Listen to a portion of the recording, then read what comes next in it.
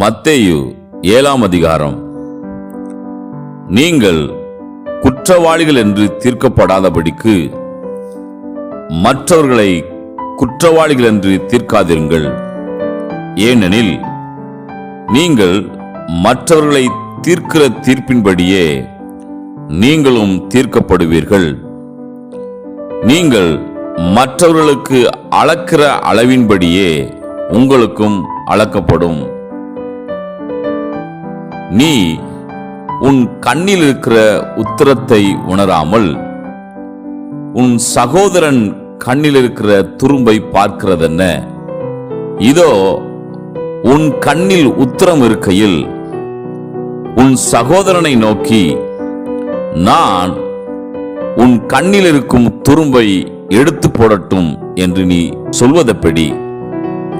மாயக்காரனே, முன்பு உன் கண்ணில் இருக்கிற உத்திரத்தை எடுத்து போடு, பின்பு உன் சகோதரன் கண்ணில் இருக்கிற துரும்பை எடுத்து போட வகை பார்ப்பாய்.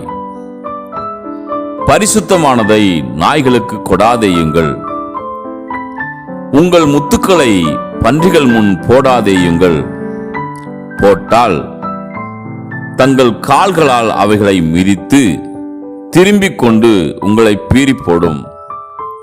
கேளுங்கள், அப்பொழுது உங்களுக்கு கொடுக்கப்படும். தேடுங்கள், அப்பொழுது கண்டடைவீர்கள். தட்டுங்கள், அப்பொழுது உங்களுக்கு திறக்கப்படும். ஏனென்றால் கேட்கிறவன் எவனும் பெற்றுக்கொள்கிறான், தேடுகிறவன் கண்டடைகிறான், தட்டுகிறவனுக்கு திறக்கப்படும். உங்களில் எந்த மனுஷனானாலும் தன்னிடத்தில் அப்பத்தை கேட்கிற தன் மகனுக்கு கல்லை கொடுப்பானா? மீனை கேட்டால் அவனுக்கு பாம்பை கொடுப்பானா?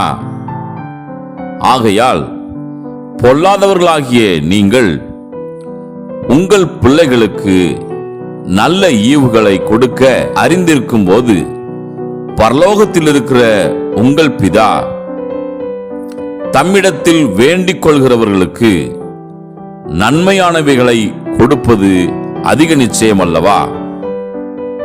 ஆதலால் மனுஷர் உங்களுக்கு எவைகளை செய்ய விரும்புகிறீர்களோ அவைகளை நீங்களும் அவர்களுக்கு செய்யுங்கள்.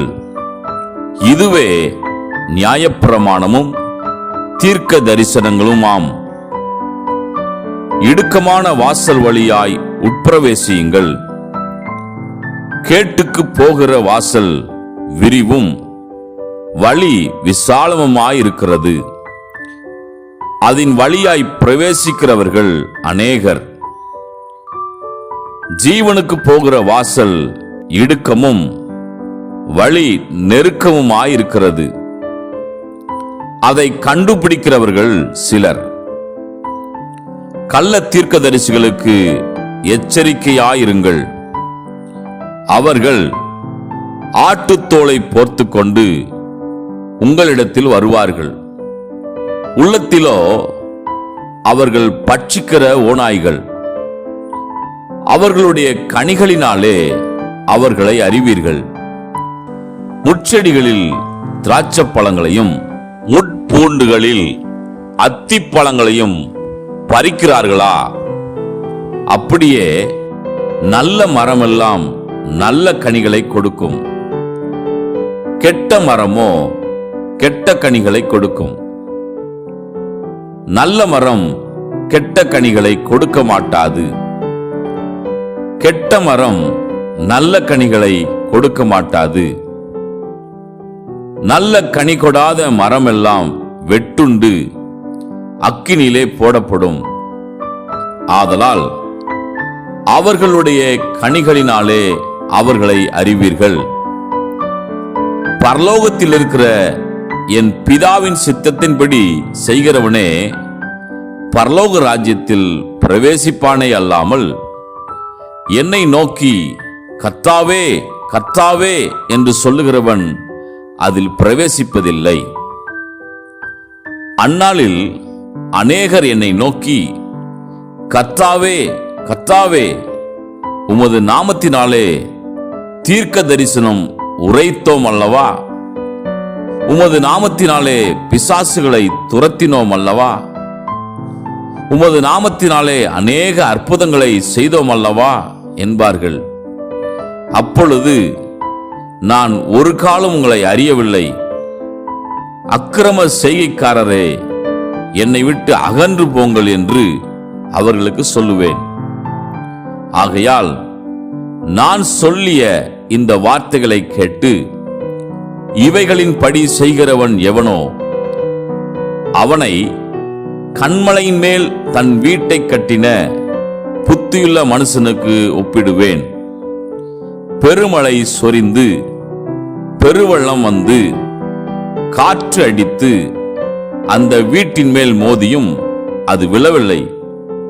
ஏனென்றால் அது கன்மலையின் மேல் அஸ்திபாரம் போடப்பட்டிருந்தது. நான் சொல்லிய இந்த வார்த்தைகளை கேட்டு இவைகளின்படி செய்யாதிருக்கிறவன் எவனோ அவன் தன் வீட்டை மணலின் மேல் கட்டின புத்தியில்லாத மனுஷனுக்கு ஒப்பிடப்படுவான். பெருமழை சொரிந்து பெருவெள்ளம் வந்து காற்று அடித்து அந்த வீட்டின் மேல் மோதின போது அது விழுந்தது, விழுந்து முழுவதும் அழிந்தது என்றார். இயேசு இந்த வார்த்தைகளை சொல்லி முடித்த போது அவர் வேத பாரகரை போல் போதியாமல் அதிகாரமுடையவராய் அவர்களுக்கு போதித்தபடியால் ஜனங்கள் அவருடைய போதகத்தை குறித்து ஆச்சரியப்பட்டார்கள்.